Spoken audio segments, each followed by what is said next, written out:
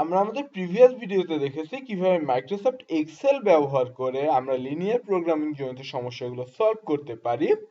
তো আমরা এই ভিডিওতে দেখব কিভাবে মাইক্রোসফট এক্সেল ব্যবহার করে আমরা ট্রান্সপোর্টেশন প্রবলেম সলভ করতে পারি। তো আমরা দেখি আমাদের হাতে একটা প্রবলেম দেয়া আছে, ট্রান্সপোর্টেশন প্রবলেম, একটা কমন ট্রান্সপোর্টেশন প্রবলেম, যেটা আমার মনে হয় আমরা অলরেডি বেশ কয়েক বেশ কয়েকজনা সবাই করে ফেলেছি। আহ, সাধারণ প্রবলেম, যে প্রবলেমে আমাদের তিনটি অরিজিন দেয়া ছিল, ক্লিভল্যান্ড, বেডফোর্ড এবং ইয়র্ক, এবং চারটি ডেস্টিনেশন দেয়া ছিল, Boston, Chicago, Saint Louis and Lexington. এবং আরো বলা ছিল যে ক্লিভল্যান্ড থেকে আমাদের সাপ্লাই আছে 5,000 ইউনিট, বেডফোর্ড থেকে সাপ্লাই আছে আমাদের 6,000 ইউনিট, এবং ইয়র্ক থেকে আমাদের সাপ্লাই আছে 2,500 ইউনিট। এবং আমাদের ডেস্টিনেশন সমূহ অর্থাৎ বোস্টনের ডিমান্ড আছে 6,000 ইউনিট, শিকাগোর ডিমান্ড আছে 4,000 ইউনিট, সেন্ট লুইসের ডিমান্ড আছে 2,000 ইউনিট, এবং লেক্সিংটনের ডিমান্ড আছে 1,500 ইউনিট। এবং আমাদের এই মডেল, অর্থাৎ আমরা যে ট্রান্সপোর্টেশন মডেলটি করছি, তো সরি, এখানে ম্যাক্সিমাইজেশন না, ম্যাক্সিমাইজ লেখা আছে, এটা অ্যাকচুয়ালি মিনিমাইজ। যেহেতু আমাদের ম্যাক্সিমাইজ তো হওয়ার কোনো প্রশ্নই আসে না। আমরা ট্রান্সপোর্টেশন করবো, আমরা নিশ্চিতভাবে সবচেয়ে কম খরচই আমাদের প্রোডাক্ট সমূহ কোথাও না কোথাও সেন্ড করতে চাবো, না আমাদের ডেস্টিনেশন সেন্ড করতে যাবো। সো এটা কখনোই ম্যাক্সিমাইজ হওয়ার কথা না, এটা মিনিমাইজ। তো আমরা আগাই।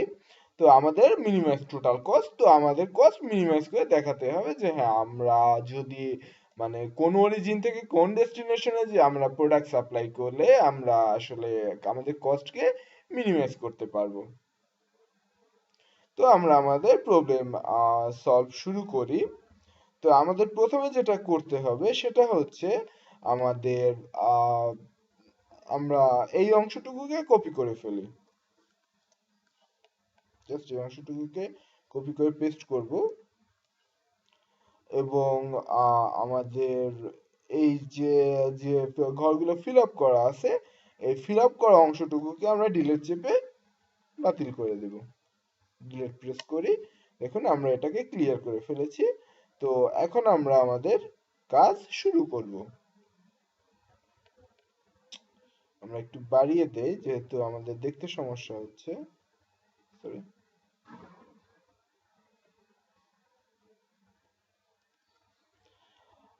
তো এখন আমরা খুঁজে বের করবো যে আমরা কোন অরিজিন থেকে কোন ডেস্টিনেশনে প্রোডাক্ট সাপ্লাই করলে সবচেয়ে কম খরচে আমরা প্রোডাক্টকে সাপ্লাই করতে পারবো। তো আমরা প্রাইমারি ভাবে আমাদের কনস্ট্রেন্ট গুলোকে বসিয়ে নেই। আমাদের কনস্ট্রেন্ট গুলো হবে less than or equal, less than. আরেকটা সহজ বিষয় হচ্ছে যে আপনি যদি একটা কোনো কিছু লিখে পরবর্তী সেলগুলোতে সেটাকে কপি করতে চান, জাস্ট লিখবেন, এন্টার প্রেস করবেন, দেন ওখানেই যাবেন, ফেরত যাবেন, কর্নারটা ধরে একটা নিচে টানবেন, দেখবেন কপি হয়ে গেছে। তো আর এখন আমাদের আহ, যে বেসিক সাপ্লাই ছিল সেই বেসিক সাপ্লাইটাকেই লিখবো, তবে আমরা একটু সহজে লিখি, যে জাস্ট আমরা ইজ ইকুয়াল টু প্রেস করে যদি আমাদের সাপ্লাই, যে সাপ্লাইটি ছিল অর্থাৎ ক্লিভল্যান্ড হচ্ছে F3 তে, যদি আমরা F3-র উপর প্রেস করি এবং এন্টার প্রেস করি, দেখেন ক্লিভল্যান্ডের সাপ্লাইটা কিন্তু এখানে চলে এসেছে। তো আমরা তো কষ্ট না করে সহজে এভাবে লিখতে পারি, যেহেতু আমরা অলরেডি এটা একবার করে ফেলেছি। আহ, তো একইভাবে এখানে আমরা ডিমান্ডের ঘরটা খালি রাখবো, দেন আমরা এটাকে দিব ইকুয়াল, যেহেতু আমাদের ঠিক যত পরিমাণ, সরি, এন্টার, ঠিক যত পরিমাণ ডিমান্ড আছে আমাকে ঠিক তত পরিমাণই প্রোডাক্ট আসলে সাপ্লাই দিতে হবে, এর থেকে বেশি বা কম আমি দিতে পারবো না। এবং কত সমান হবে, অর্থাৎ অ্যাকচুয়ালি আমাদের ডিমান্ডটা কত, সেই ডিমান্ডের পরিমাণটা আমরা উপর থেকে এনে লিখে দেব। জাস্ট আমরা ইজ ইকুয়াল টু প্রেস করার পরে যদি অ্যাকচুয়াল ডিমান্ডের উপরে কার্সর রাখি, সেটাকে সেটাকে ক্লিক করি, তাহলেই আমরা আমাদের রেজাল্টটা পেয়ে যাব।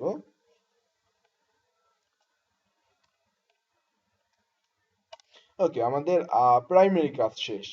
তো এখন আমাদের দ্বিতীয় কাজ, অর্থাৎ আমাদের টোটাল সাপ্লাই বের করা। অর্থাৎ ক্লিভল্যান্ড থেকে আমি টোটাল কত পরিমাণ সাপ্লাই করবো। তো ক্লিভল্যান্ডে সাপ্লাই হবে কি, total Boston, Chicago, Saint Louis এবং লেক্সিংটনে আমি অ্যাকচুয়ালি কত পরিমাণ প্রোডাক্ট পাঠাচ্ছি। তো যা সাধারণ সূত্র, জাস্ট আমরা লিখবো is equal to sum bracket, just আমরা Boston, Chicago, Saint Louis and লেক্সিংটনের যোগফলটা বের করব, এন্টার প্রেস করব। তো আমরা যেহেতু অলরেডি একবার এই সূত্রটা লিখে ফেলেছি, আমাদেরকে আর নতুন করে বেডফোর্ড এবং নিউইয়র্কের জন্য সূত্র লিখতে হবে না। আমরা জাস্ট এটাকে নিচে একটু এনহ্যান্স করব, তাহলেই দেখেন যে প্রত্যেক সেলের জন্য দেখেন যদি আপনাদের যদি একটু কনফিউশন থাকে তাহলে দেখেন, সাপ্লাই যখন আমাদের ক্লিভল্যান্ডে আছে তখন সেটা হচ্ছে সাম B15 থেকে E15, এবং যখন বেডফোর্ডে যখন সেটা বেডফোর্ডে তখন দেখেন সাম হয়ে গেছে B16 থেকে E16। তো আমরা ঠিক একইভাবে আমাদের ডিমান্ড গুলোকেও বের করবো। তো ডিমান্ড কি হবে, যে বোস্টন, ক্লিভল্যান্ড, বেডফোর্ড এবং নিউ ইয়র্ক থেকে টোটাল কত পরিমাণ প্রোডাক্ট পায়। তো সেটাকেও আমরা ঠিক একইভাবে লিখবো ইজ ইকুয়াল টু সাম, যেহেতু যোগফল, তো যোগফলটা কত হবে, ক্লিভল্যান্ড, বেডফোর্ড এবং নিউ ইয়র্ক থেকে সাপ্লাইকৃত প্রোডাক্টের পরিমাণ। তো আমরা এটাকে এন্টার করব। দেন যেহেতু আমরা একবার লিখে ফেলেছি, বাকি আর আমাদের লিখতে হবে না, আমরা জাস্ট ওটাকে এনহ্যান্স করে দিব, দেন আমাদের সূত্রটা ওখানে কপি হয়ে যাবে। তো আমরা আমাদের অরিজিন এবং ডেস্টিনেশনের টোটাল ডিমান্ড এবং সাপ্লাইয়ের ফর্মুলাগুলো লিখে ফেলেছি, এবং আমাদের এখনকার কাজ হচ্ছে মিনিমাইজিং টোটাল কস্ট। যে আসলে আমরা যে কারণে প্রবলেমটাকে হাতে নিয়েছি, আমরা অ্যাকচুয়ালি যা করতে চাই যে আমাদের টোটাল কত কম খরচে আমরা আমাদের অরিজিন থেকে ডেস্টিনেশনের প্রোডাক্টকে সাপ্লাই করতে পারি। তো আমাদের মিনিমাইজিং টোটাল কস্ট, তো মিনিমাইজিং টোটাল কস্ট, আমাদের টোটাল কস্ট আসলে কি হবে, টোটাল কস্ট হবে আমাদের পার ইউনিট কস্ট, মানে কি বলা যায় যে পার ইউনিট আমাদের ট্রান্সপোর্টেশন কস্টের সাথে আমাদের টোটাল কত ইউনিট আমরা ওই ওই ডেস্টিনেশনে ট্রান্সপোর্ট করছি। তো আমাদের দেখেন প্রথমে আমাদের যে প্রথম যে ছকটা, অর্থাৎ এই যে ছকটা, এই ছকে কিন্তু পুরোপুরি ভাবে দেয়া আছে পার ইউনিট আমাদের cost, per unit transportation cost, এবং আমাদের যে নিচের ঘরটা, এই ঘরে কিন্তু আমরা বের করব হচ্ছে, যে আমরা এখন মতো বের করিনি কিন্তু আমরা বের করব, সেটা হচ্ছে আমরা টোটাল কত পরিমাণ প্রোডাক্টকে সাপ্লাই করব আমরা অরিজিন থেকে ডেস্টিনেশনে। অর্থাৎ এখন আমরা যদি শুধুমাত্র আমাদের এই ডেস্টিনেশনের সাথে ডেস্টিনেশন সরি আমাদের এই প্রথম ঘরের, অর্থাৎ প্রথম ঘরের পার ইউনিট ট্রান্সপোর্টেশন কস্টের সাথে টোটাল ট্রান্সপোর্টেড প্রোডাক্টের গুণ দেই, তাহলেই কিন্তু আমরা রেজাল্টটা পেয়ে যাচ্ছি। তো এটাকে আমরা কিভাবে করব, আমরা এটাকে আমরা সাধারণভাবে বলতে পারি যে গুণফলের যোগফল। আমরা দেখেন যদি আমরা ক্লিভল্যান্ডে আমরা 1000 ইউনিট পাঠাই এবং 1000 ইউনিট পাঠাই এবং ক্লিভল্যান্ড থেকে বোস্টন, ক্লিভল্যান্ড থেকে বোস্টনে 1000 ইউনিট পাঠাই, বোস্টনে বলা আছে যে 3 টাকা বা $3 পার ইউনিট ট্রান্সপোর্টেশন কস্ট, তার টোটাল হবে কত, 3000। তো এবার প্রত্যেকটা ঘরের সাথে প্রত্যেকটা ঘর আমরা প্রথমে গুণ করব, গুণ করার পর আমরা যোগ করব। তো আমরা এত বড় সূত্র লিখবো না, আমরা খুবই সংক্ষেপে এই সূত্রটা লিখে ফেলবো। এটাকে বলা হয় আমরা বলি সাম প্রোডাক্ট, সাম প্রোডাক্ট অর্থাৎ গুণফলের যোগফল। সাম প্রোডাক্ট, সাম প্রোডাক্ট কি, আমাদের প্রথমে unit per unit transportation cost আমরা ইনপুট দিলাম, দেন আমাদের একটা কমা দিতে হবে, এবং এরপরে আমরা দিব যে টোটাল ট্রান্সপোর্টেড প্রোডাক্ট। তো এই আমাদের সূত্র সবগুলো বসানো হয়ে গেছে। তো এখন আমরা প্রিভিয়াস যে প্রবলেমটা লিনিয়ার প্রোগ্রামের মতো এর মধ্যে সলভার ইউজ করব। তো এখন আমরা সলভারে যাই প্রবলেম সলভের জন্য। তো আমাদের যেটা বলা ছিল যে আমাদের প্রথমে অবজেক্টিভ সেট করতে হবে। তো আমাদের অবজেক্টিভ আছে হচ্ছে, খেয়াল করুন, আমাদের অবজেক্টিভ আছে হচ্ছে A11 এ A11 এ। তো আমাদের দেখেন অলরেডি অবজেক্টিভ কিন্তু অবজেক্টিভ A11 এ দেয়া আছে, এবং আমরা যেহেতু এটাকে মিনিমাইজ করতে চাচ্ছি, তো আমরা এখানে ম্যাক্সিমাইজ দেয়া আছে, তো আমরা এটাকে মিনিমাইজে সিলেক্ট করে নিব। এবং চেঞ্জিং ভেরিয়েবল সেলস অর্থাৎ আমাদের যে ভেরিয়েবল সেলস গুলো আমাদের এখনো আননোন সেই সেলগুলো আমরা সিলেক্ট করব। তো আমাদের দেখেন, সরি, আমাদের এখানে ক্লিক করে আসতে হবে, বাই চেঞ্জিং ভেরিয়েবল সেলস এর উপর ক্লিক করে আসতে হবে। দেন আমরা এই যে আমাদের ব্ল্যাঙ্ক যে সেলটুকু অর্থাৎ যেটুকু আমরা বের করতে চাচ্ছি সেটাকে আমরা সিলেক্ট করে দেব। ওকে, এখানে সিলেক্টেড হয়ে গেছে। তো এখন আমাদের যে সাবজেক্ট টু কনস্ট্রেন্ট, আমাদের যে কনস্ট্রেন্ট গুলো আছে, আমাদের এখানে কিন্তু দুটো কনস্ট্রেন্ট আছে। যে সাপ্লাই কখনোই ধরেন ক্লিভল্যান্ড থেকে সাপ্লাই কখনোই 5,000 ইউনিটের বেশি হবে না, বা তার 5,000 ইউনিটের বেশি হতে পারবে না। তারপরে বেডফোর্ড থেকে সাপ্লাই কখনোই 6,000 ইউনিটের বেশি হতে পারবে না। ইউএস থেকে সাপ্লাই কখনোই 2,500 ইউনিটের বেশি হতে পারবে না। আবার একইভাবে যে বোস্টনের ডিমান্ড হচ্ছে 6,000 ইউনিট, তো বোস্টন কখনোই 6,000 ইউনিটের বেশি প্রোডাক্ট নিবে না। শিকাগোর ডিমান্ড আছে 4,000 ইউনিট, সরি মানে বেশি নিবে না বলতে তারা 6,000 ইউনিটই নিবে। যে শিকাগোর ডিমান্ড দেখেন, শিকাগোর ডিমান্ড আছে হচ্ছে 4,000 ইউনিট, তো তারা 4,000 ইউনিটই নিবে। তার থেকে বেশিও নিবে না, কমও নিবে না। লেক্সিংটনের ধরেন লেক্সিংটনের ডিমান্ড আছে হচ্ছে 1,500 ইউনিট, তো তারা ওই 1,500 ইউনিট নিবে, তার থেকে বেশিও নিবে না, কমও নিবে না। তো এখন আমরা এই কনস্ট্রেন্ট গুলোকে অ্যাড করে দেই।